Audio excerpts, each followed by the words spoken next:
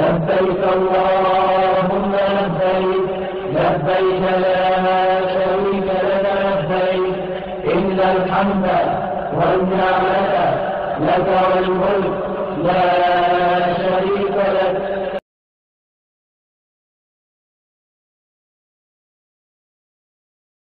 Number 4، حاجیوں کو رخصت کرنے کے لیے عورتوں کا ایئرپورٹ جانا۔ آج کل حجاج کرام کو روانہ کرنے کے لیے ایک رسم یہ بھی چل پڑی ہے کہ مردوں کے ساتھ ساتھ عورتیں بھی گاؤں اور آبادی چھوڑ کر ایئرپورٹ تک جانے لگی ہے، اور ایئرپورٹ پر بے شمار مفاسد پیش آتے ہیں، مثلا غیر محرم مردوں اور عورتوں کا اختلاط، بے پردگی، نمازوں کا قضا ہونا وغیرہ وغیرہ۔ یہ تمام نہایت ہی گھناؤنے اور سنگین افعال ہے۔ نیز بد نظری ہوتی ہے، جس کے متعلق حدیث شریف میں سخت وعید وارد ہوئی ہے۔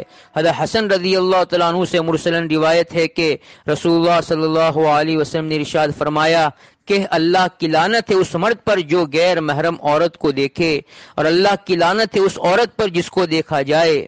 نیز مجالس الابرار میں ہے کہ حج کے بدعات و رسومات میں سے عورتوں کا حجاج کرام کو روانہ کرنے کے لیے اور ان کے استقبال میں ہوائی اڈوں تک جانا ہے۔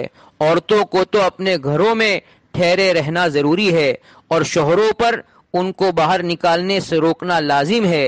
اگر شوہر نے اپنی بیوی کو باہر جانے کی اجازت دی اور وہ نکلی تو دونوں گنہگار ہوں گے، اور اگر عورت اپنے شوہر کی اجازت کے بغیر نکلی تو آسمان کے تمام فرشتے اور جن کے سوا جن چیزوں پر سے اس کا گزر ہوتا ہے وہ تمام چیزیں اس پر لعنت بھیجتی ہے۔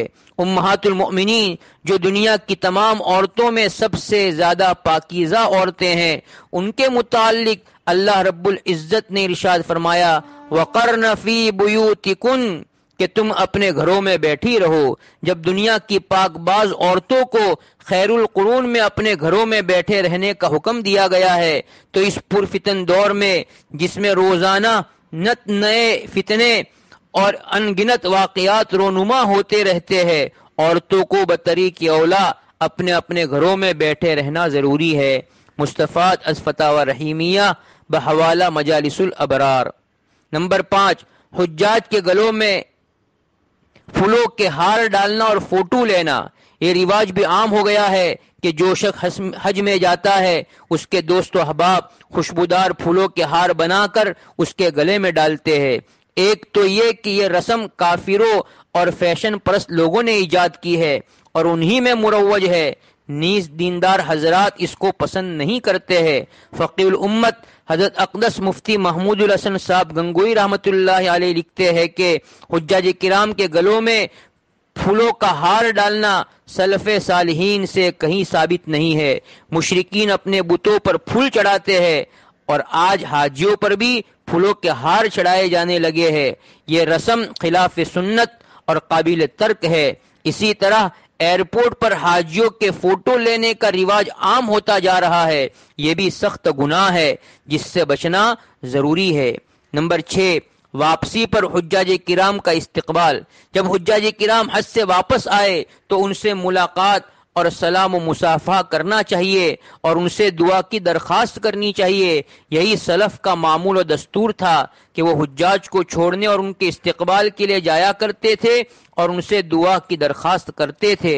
حضرت ابن عمر رضی اللہ تعالیٰ عنہما سے مروی ہے کہ رسول اللہ صلی اللہ علیہ وسلم نے ارشاد فرمایا کہ جب تو حج سے فارغ ہو کر آنے والے حاجی سے ملے تو اس وقت اسے سلام کر اور مصافحہ کر اور اس سے اپنے حق میں دعائے مغفرت کی درخواست کر قبل اس کے کہ وہ اپنے گھر میں داخل ہو جائے اور اپنی مصروفیات میں لگ کر گناہ میں مبتلا ہو جائے، اس لیے کہ خود حاجی کے گناہ بخش دیے گئے ہیں اور حاجی جس کے حق میں دعا کرے اس کے گناہ بھی بخش دیے جاتے ہیں۔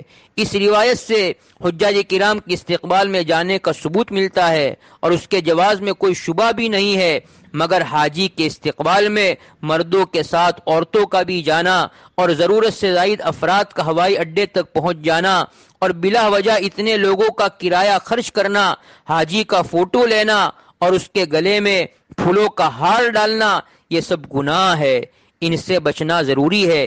اس لیے بقدر ضرورت کچھ حضرات حاجی کے استقبال میں ایئرپورٹ جائے تاکہ کسی قسم کی کوئی خرابی لازم نہ آئے۔ لبيك اللهم لبيك لبيك لا شريك لك لبيك إن الحمد والنعمة لك والملك لا شريك لك